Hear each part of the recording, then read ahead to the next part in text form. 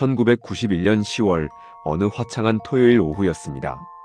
서울 강남의 한 예식장에서는 세상을 다 가진 것 같은 행복한 웃음소리가 끊이지 않았습니다. 방금 결혼식을 마친 25살 신부 김민주 씨. 순백의 드레스를 입고 화사하게 웃던 그녀가 신혼여행지로 출발하기 직전 감쪽같이 사라졌습니다. 그녀가 타고 나간 은색 엑셀 승용차, 그리고 당일 들어온 축의금 1,000만 원도 함께 증발했죠. 행복해야 할 첫날 밤, 신랑 최진혁 씨는 신부를 찾아 헤매는 대신 배신감에 주먹을 꽉 쥐었습니다. 돈을 들고 도망간 여자. 세상은 사라진 그녀를 그렇게 낙인 찍었습니다. 그런데 15년이 흐른 2006년 4월, 경기도의 한 한적한 폐차장에서 믿기지 않는 광경이 펼쳐집니다. 육중한 굴착기가 집게로 낡고 녹슨 자동차 한 대를 집어 올렸습니다. 찌그러진 차체를 앞차기에 넣으려는 순간 툭 하고 트렁크 문이 열렸습니다. 그 안에서 하얀 천 뭉치가 우르르 쏟아져 나왔습니다. 가까이 다가가자 코를 찌르는 쾌쾌한 곰팡이 냄새와 함께 하얀 가루가 날렸습니다. 그건 15년 전에 흙먼지가 쌓여 누렇게 변해버린 웨딩드레스였습니다. 웨딩드레스는 피가 묻은 건지 검붉은색으로 뒤범벅 되어 있었습니다. 그리고 더 충격적인 건 그 드레스 안에서 우두둑 쏟아져 나온 차가운 백골이었습니다. 신부는 왜 신혼여행지로 가기 직전 드레스도 갈아입지 않은 채 주차장으로 내려갔을까요? 누가 이 아름다운 신부를 죽이고 차가운 트렁크에 넣은 채 15년을 방치했을까요? 2006년의 어느 봄날, 잊혀졌던 미제 사건의 실체가 그 추악한 모습을 드러내기 시작합니다. 이야기를 시작하기 전에 구독과 좋아요는 미제 사건을 다시 세상에 드러내는데 큰 힘이 됩니다. 홍영웅의 사건 파일 시작합니다. 1991년 10월 토요일 오후 1시 30분, 서울 강남의 한 예식장 앞은 하객들로 북적였습니다. 방금 예식을 마친 김민주 씨는 여전히 순백의 웨딩드레스 차림이었습니다. 메이크업실에서 옷을 갈아입으려던 그녀가 갑자기 무언가 생각난 듯 신랑 최진혁 씨의 손을 잡았습니다. 어머 여보, 나 정신 좀 봐. 당신 부모님 드릴 예물함을 차에 두고 왔어. 금방 갔다 올게. 민주 씨는 드레스 치맛자락을 양손으로 움켜쥐고 지하 주차장으로 향했습니다. 또각, 또각 하는 구두 소리가 복도 끝으로 사라졌습니다. 그게 마지막이었습니다. 10분이 지나고 20분이 지났습니다. 신랑 진혁 씨는 초조해지기 시작했습니다. 아니, 무슨 예물을 가지러 간 사람이 이렇게 안 와. 그는 직접 지하 2층 주차장으로 내려갔습니다. 어둡고 눅눅한 지하 주차장. 형광등 하나가 치직 소리를 내며 깜빡거리고 있었습니다. 그런데 이상했습니다. 민주 씨와 함께 있어야 할 은색 엑셀 승용차가 보이지 않았습니다. 그녀가 주차했던 자리에는 휑한 빈 공간과 검은 타이어 자국만 남아 있었습니다. 진혁 씨는 목이 터져라 소리를 질렀습니다. 민주야, 민주야. 하지만 돌아오는 건 자신의 목소리가 콘크리트 벽에 부딪혀 돌아오는 공허한 메아리뿐이었습니다. 바닥을 살피던 진혁 씨의 눈에 무언가 반짝이는 게 들어왔습니다. 민주 씨가 오늘 귀에 걸었던 진주 귀걸이 한 짝이었습니다.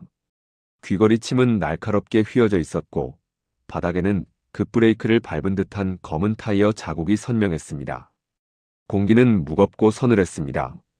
방금 전까지 웃음꽃이 피었던 예식장은 순식간에 비극의 현장으로 변했습니다.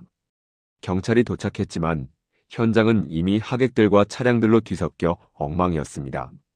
CCTV도 없던 시절 주차장 관리인조차 은색 엑셀차가 나가는 걸 보지 못했다고 했습니다. 그녀는 공기 중으로 증발이라도 한 걸까요? 아니면 누군가 그녀를 기다리고 있었던 걸까요? 그때까지만 해도 사람들은 알지 못했습니다. 바닥에 떨어진 그 귀걸이 한 짝이 그녀가 세상에 남긴 마지막 비명이었다는 사실을 말입니다. 하지만 진실은 언제나 그 자리에 있었습니다. 사라진 신부 김민주 씨는 당시 25살이었습니다. 서울의 한 유명 대기업 비서실에서 근무하던 그녀는 단아한 외모와 야무진 일처리로 주변의 칭찬이 자자했던 재원이었습니다. 가난한 집안의 장녀로 태어나 밑으로 동생 둘을 뒷바라지하며 오직 실력 하나로 그 자리까지 올라온 이른바 개천에서 용난 케이스였죠. 반면 신랑 최진혁 씨는 구로공단에서 꽤 큰 섬유 공장을 운영하던 집안의 외아들이었습니다. 당시 강남에 아파트 2채를 가질 정도로 재력이 상당했습니다. 요즘 말로 하면 전형적인 금수저와 흑수저의 만남이었습니다. 1991년 당시 사회 분위기상 이런 결혼은 시댁의 엄청난 반대에 부딪힐 수밖에 없었습니다. 민주 씨의 시어머니는 사사건건 그녀를 무시했습니다. 빈손으로 우리 집에 들어오는 게 가당키나 하냐며 모진 소리를 퍼붓기 일쑤였습니다. 결혼식 당일에도 시어머니는 민주 씨에게 뼈있는 말을 던졌습니다. 축의금 1,000만 원, 그거 내가 관리할 테니 예식 끝나자마자 바로 가져오너라. 당시 1,000만 원이면 강남 아파트 전셋값의 절반에 가까운 거액이었습니다. 민주 씨가 가진 거라고는 허리춤에 항상 차여있던 검은색 삐삐 하나였습니다. 결혼식 직전에도 그 삐삐는 요란하게 울려댔습니다. 번호는 486. 뒤에 붙은 의문의 숫자 0004. 민주 씨는 그 번호를 보고는 얼굴이 하얗게 질린 채 화장실로 달려갔습니다. 사라진 엑셀 승용차 트렁크에 들어있던 내용물도 이 사건에서는 매우 중요합니다. 거기엔 시어머니가 요구한 축의금 1,000만 원 외에도 민주 씨가 친정엄마에게 주려고 몰래 모아둔 현금 500만 원이 더 들어있었습니다. 비단 보자기에 꽁꽁 쌓인 그 돈 뭉치는 그녀의 마지막 희망이자 탈출구였습니다. 그날 결혼식의 사회자이자 신랑의 절친이었던 박성호는 민주 씨의 고등학교 선배로 그녀의 가난했던 과거와 가족사를 누구보다 잘 아는 인물이었습니다. 그는 예식이 진행되는 내내 민주 씨를 향해 걱정스러운 미소를 지어 보였습니다. 민주야, 오늘 정말 예쁘다. 근데 그 화려한 드레스를 네가 입어도 되겠어? 그가 던진 농담 섞인 말 한마디에 민주 씨의 손은 파르르 떨렸습니다. 세상은 민주 씨가 그 큰 돈을 들고 야반도주했다고 믿었습니다. 하지만 그녀가 남긴 낡은 일기장 마지막 페이지에는 이런 글귀가 적혀 있었습니다. 드디어 오늘이다. 이 지옥 같은 압박에서 벗어날 수 있을까? 아니면 또 다른 지옥이 시작될까? 과연 그녀는 스스로 도망친 걸까요? 아니면 누군가 설계한 덫에 걸려든 걸까요? 1991년 10월 12일 토요일 저녁, 신고를 받은 서초경찰서 강력팀 형사들이 현장에 도착했습니다. 하지만 화려했던 예식장은 이미 하객들이 떠나고 정적만이 감돌고 있었습니다. 신랑 최진혁 씨는 넋이 나간 채 주차장 바닥에 앉아 있었고, 현장에는 스키드 마크와 떨어진 진주 귀걸이 한 짝만이 덩그러니 남겨져 있었죠. 경찰의 수사 방향은 처음부터 두 갈래로 나뉘었습니다. 첫 번째는 진혁 씨가 주장하는 강력 범죄에 의한 납치였습니다. 하지만 당시 수사팀을 당황하게 만든 결정적인 증언이 터져 나왔습니다. 주차장 입구에서 차량 통제를 돕던 아르바이트생의 진술이었죠. 은색 엑셀차가 나가는 걸 봤습니다. 운전석에는 하얀 베일을 쓴 여자가 혼자 앉아 있었고 아주 여유롭게 현장을 빠져나갔어요. 이 한마디에 수사의 무게추는 급격히 자발적 도주로 기울기 시작했습니다. 여기에 시댁 식구들의 폭로가 기름을 부었습니다. 그 기집애, 처음부터 우리 돈 노리고 들어온 거야? 시어머니는 경찰서에서 소리를 질렀습니다. 실제로 확인해보니 예식 이틀 전 민주 씨가 진혁 씨의 통장과 도장을 들고 은행에서 300만 원을 인출한 사실이 드러났습니다. 결혼식 당일 사라진 축의금 1,000만 원까지 합치면 당시 돈으로 1,300만 원이라는 거액을 들고 사라진 셈이었습니다. 경찰은 민주 씨를 전국에 수배했지만 1990년대 초반의 기술로는 한계가 명확했습니다. CCTV, 당시에는 그런 게 어딨습니까? 강남 한복판 예식장에도 카메라 한 대 없던 시절이었죠. 형사들은 발로 뛰며 고속도로 톨게이트와 항구를 뒤졌지만 은색 엑셀차의 행방은 묘연했습니다. 삐삐 기록을 추적하려 해도 당시 통신 기술로는 수신된 번호만 알 수 있을 뿐 발신지가 어디인지 누가 보냈는지는 도무지 알아낼 방법이 없었습니다. 결국 사건 발생 석 달 만에 수사는 사실상 중단되었습니다. 경찰은 이 사건을 금전 편취 후 고의 도주로 잠정 결론지었습니다. 순백의 드레스를 입고 행복을 꿈꾸던 신부 김민주. 그녀는 하루아침에 남편을 배신하고 돈을 들고 튄 파렴치한 범죄자가 되어 세상에서 지워졌습니다. 그리고 그렇게 15년이라는 긴 침묵의 시간이 흐르기 시작했습니다. 1991년의 시계는 멈췄지만 세상은 쉼없이 변했습니다. 강산이 한 번 변하고도 반이나 더 지난 15년이라는 세월이 흘렀습니다. 그 사이 1997년에는 IMF라는 거대한 경제 위기가 닥쳤고 사람들의 삶은 몰라보게 달라졌습니다. 하지만 실종된 민주 씨의 집만은 시간이 멈춘 듯 했습니다. 딸이 축의금을 들고 도망갔다는 오명 속에 민주 씨의 아버지는 매일 밤 소주병을 붙들고 울었습니다. 결국 그는 사건 발생 3년 만에 간암으로 세상을 떠났습니다. 어머니는 정신을 놓은 채 동네 어귀를 서성이며 우리 딸 이제 올 때 됐는데 라는 말을 되풀이하는 산송장 같은 삶을 살았습니다. 신랑 진혁 씨의 삶도 무너졌습니다. 처음에는 배신감에 몸을 떨었지만 시간이 흐를수록 마음 한구석에서는 의심이 피어올랐습니다. 정말로 민주가 돈 때문에 나를 버렸을까? 그는 결국 7년 전 다른 여자와 재혼을 했지만 가슴 한쪽에는 늘 씻기지 않는 응어리가 남아 있었습니다. 2006년 4월의 어느 날이었습니다. 경기도 외곽의 한 한적한 폐차장. 먼지가 뽀얗게 쌓인 낡은 차들이 산더미처럼 쌓여 있었습니다. 그곳에 15년 동안 구석에 처박혀 있던 은색 엑셀 한 대가 집게차에 의해 끌려 나왔습니다. 차체는 여기저기 녹이 슬어 붉은 속살을 드러내고 있었고 타이어는 바람이 다 빠져 주저앉아 있었습니다. 폐차 작업자 박 씨는 차를 앞차기에 넣기 전 마지막으로 내부를 확인하기 위해 지렛대를 가져왔습니다. 이거 왜 이렇게 안 열려? 박 씨가 끙차 소리를 내며 트렁크 틈새에 지렛대를 끼워 넣고 힘을 주었습니다. 우직하는 소리와 함께 녹슨 트렁크 문이 위로 젖혀졌습니다.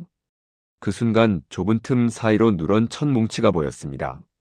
먼지를 털어내고 보니 그것은 자수가 놓인 화려한 비단 이불이었습니다. 그리고 그 이불을 걷어내자 박 씨는 그만 엉덩방아를 찍고 말았습니다. 이불 아래에는 웨딩드레스가 삐져나와 있었습니다. 15년이라는 세월 동안 삭고사가 누렇게 변색된 드레스, 그리고 군데군데 검게 변해버린 그 드레스의 소매 끝에는 가느다란 뼈 조각들이 흩어져 있었습니다. 사람의 머리뼈는 구석진 곳에 박힌 채 뻥 뚫린 눈구멍으로 박 씨를 응시하고 있었습니다. 사람 뼈다. 여기 사람 뼈가 있어요. 박 씨의 비명소리가 폐차장의 정막을 깼습니다. 15년 동안 어둠 속에 갇혀있던 진실이 드디어 햇빛 아래로 모습을 드러낸 순간이었습니다. 2006년 4월 국립과학수사연구원의 부검실에는 팽팽한 긴장감이 감돌았습니다. 15년 만에 세상 밖으로 나온 은색 엑셀 차량은 그 자체가 거대한 증거박스였습니다. 1991년 당시 수사팀은 이 차가 전국 어딘가를 달리고 있을 거라 생각했지만 차는 경기도의 한 폐차장 구석에서 조용히 숨을 죽인 채 진실을 품고 있었습니다. 먼저 법의학자들이 웨딩드레스를 조심스럽게 살폈습니다. 세월의 무게에 사가버린 레이스 사이에서 결정적인 단서가 포착되었습니다. 여기 보세요. 드레스 목덜미와 어깨 부분에 검붉은 혈흔이 남아 있습니다. 1991년에는 혈액형 정도밖에 알 수 없었지만 2006년의 기술은 달랐습니다. 현대의 미세 DNA 분석 기술은 10수년이 지난 혈흔에서도 범인의 유전자 지도를 그려낼 수 있었습니다. 더 놀라운 건 차량 바닥 매트 밑에서 발견된 검은색 삐삐였습니다. 15년 동안 배터리는 방전되었고 내부 기판은 습기로 인해 부식된 상태였죠. 하지만 디지털 포렌식 전문가들은 포기하지 않았습니다. 특수 용액으로 기판을 세척하고 미세 회로를 복구해 데이터를 추출해냈습니다. 잠시 후 컴퓨터 모니터에 민주 씨가 실종되기 직전 수신했던 마지막 메시지가 떠올랐습니다. 486-0004. 당시 수사팀은 486이라는 숫자를 단순한 사랑해라는 암호로 치부하고 넘겼습니다. 하지만 재수사팀이 당시 통신사의 백업 데이터를 뒤지자 소름 끼치는 사실이 드러났습니다. 뒤에 붙은 0004는 일반적인 호출 번호가 아니었습니다. 그것은 특정 인물이 음성 메시지를 남길 때 사용하는 개인사서함 고유 번호였습니다.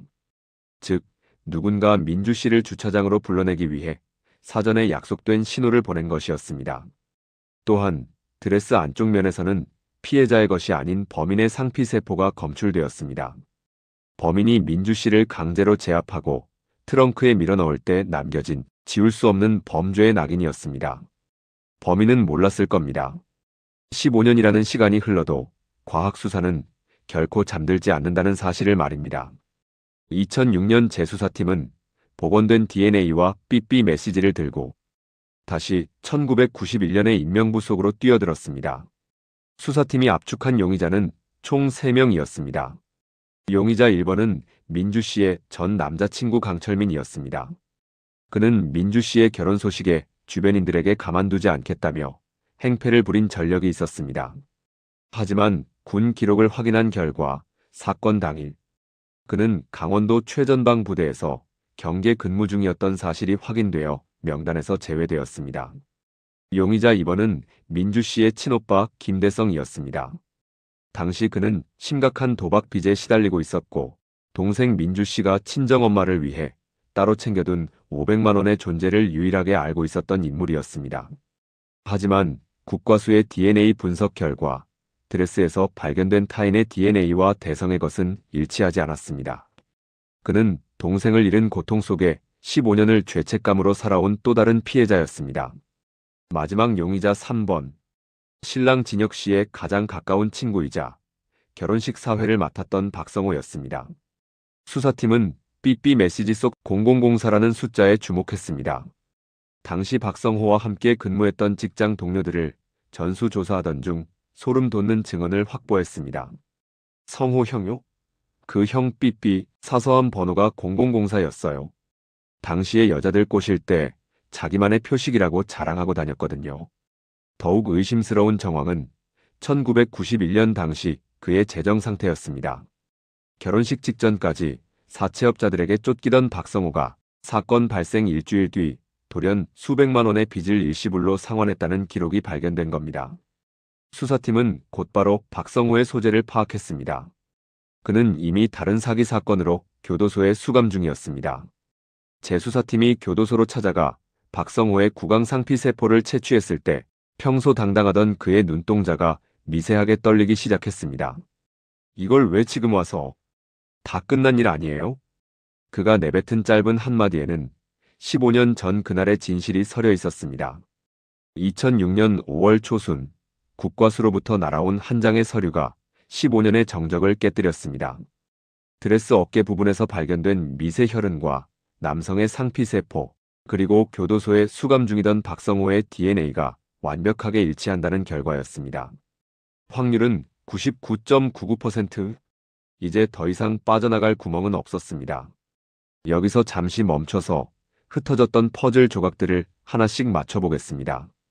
첫 번째 조각은 앞에서 발견된 휘어진 진주 귀걸이입니다. 이것은 단순히 잃어버린 물건이 아니었습니다. 박성호가 차 안에서 민주 씨를 강제로 제압할 때 발생한 격렬한 몸싸움의 흔적이었습니다. 귀걸이 침이 휠 정도의 강력한 물리력이 가해졌다는 뜻이죠. 두 번째 조각은 과거에 박성호가 흘렸던 민주가 원래 돈을 좀 밝혔다라는 말입니다. 이것은 전형적인 가스라이팅이자 수사 혼선을 노린 고도의 심리전이었습니다. 가장 친한 친구의 아내를 파렴치한 도망자로 낙인 찍어 누구도 그녀의 실종을 사건으로 의심하지 못하게 만든 겁니다. 세 번째 조각은 결혼식장 목격자의 증언입니다. 베일을 쓴 여자가 혼자 운전해 나갔다는 그 장면. 사실 박성호는 신부의 베일로 머리를 감싼 채 본인이 민주 씨인 척 알바생을 착각하게 만들었던 겁니다. 그렇게 알리바이를 만들어서 현장을 속이고 예식장을 유유히 빠져나갈 수 있었던 겁니다. 그리고 마지막 결정적 조각은 바로 0004라는 삐삐 메시지였습니다. 박성호는 결혼식 직전 민주 씨에게 예물함에 문제가 생겼으니 빨리 주차장으로 내려오라는 가짜 신호를 보냈습니다. 민주 씨는 남편의 절친이자 사회자인 그를 의심 없이 믿고 지하로 내려갔던 것이죠. 박성호는 도박 빚 500만 원을 갚기 위해 이 끔찍한 연극을 설계했습니다. 그는 차를 빼앗아 민주 씨를 살해한 뒤 자신이 예전에 일했던 폐차장 인근 부지에 차를 버렸습니다.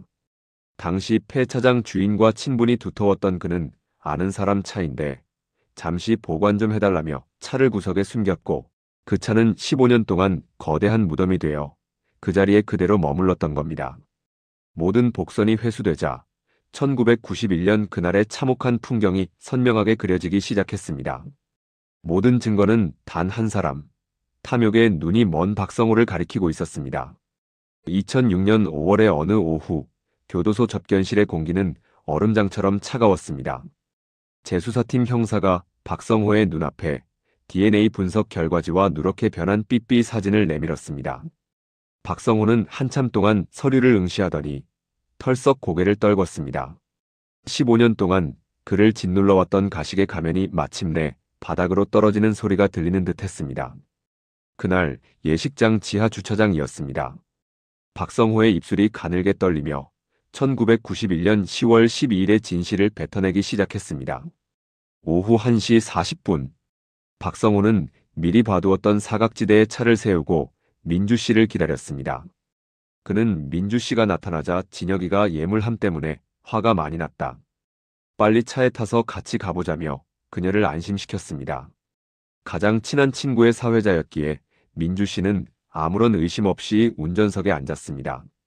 하지만 차 문이 닫히는 순간 박성호의 눈빛은 맹수처럼 변했습니다. 그는 미리 준비한 흉기로 민주 씨를 위협하며 뒷좌석에 있던 축의금 가방과 그녀의 개인 가방을 내놓으라고 협박했습니다. 오빠, 제발 왜 이래요? 우리 진혁이 친구잖아요. 민주 씨는 울부짖으며 저항했습니다. 그 과정에서 진주 귀걸이가 튕겨나갔고 박성호의 손등에는 민주 씨가 남긴 깊은 손톱 자국이 새겨졌습니다. 분노와 탐욕에 눈이 먼 박성호는 결국 민주 씨의 목을 졸랐습니다. 순백의 드레스가 구겨지고 행복을 꿈꾸던 신부의 눈동자에서 생기가 사라지는 데는 채 5분도 걸리지 않았습니다. 범행 직후 박성호는 치밀했습니다. 그는 민주 씨의 사체를 비단 이불로 감싸 트렁크에 실었습니다. 그리고 민주 씨의 베일을 머리에 쓰고 직접 운전대를 잡았습니다. 주차장 출구의 아르바이트생이 그녀를 혼자 나가는 신부로 기억하게 만든 건 모두 계산된 연기였습니다. 그는 차를 몰고 자신이 과거 알바를 했던 외곽의 폐차장으로 향했습니다.